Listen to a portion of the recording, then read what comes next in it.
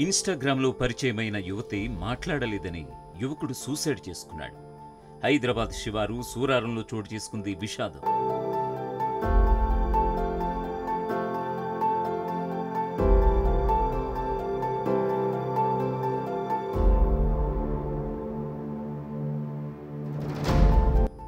సిద్దిపేట జిల్లా దుబ్బాకకు చెందిన గొల్లపల్లి విఠల్, శాంతమ్మ తన ముగ్గురి పిల్లలతో కలిసి బతుకు తెరువు కోసం హైదరాబాద్ వచ్చారు. చిన్న కుమారుడు సందీప్ ఇంటర్ వరకు చదివి కూకట్పల్లిలోని ఒక ప్రైవేట్ కంపెనీలోని డెలివరీ బాయ్గా పనిచేస్తున్నాడు.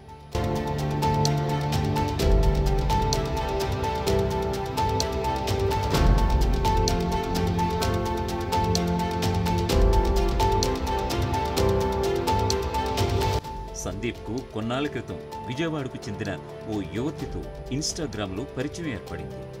ఇద్దరి మధ్య మనస్పర్ధలు రావడంతో ఆమె సందీప్తో మాట్లాడటం మానేసింది.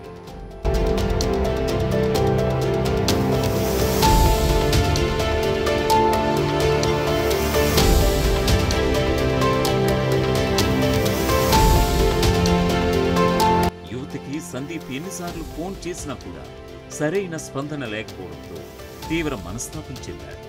మంగళవారం ఇంట్లో ఎవరూ లేని సమయంలో గదిలో ఉరి వేసుకుని ఆత్మహత్య చేసుకున్నాడు సందీప్.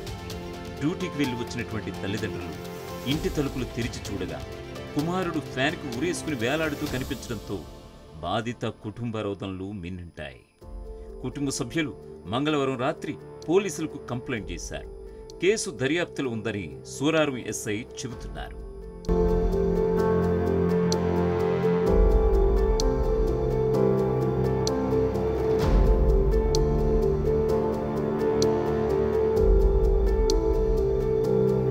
అసలైన తొలి వెలుగు. ఫాలో వాట్సాప్ @తొలి వెలుగు official.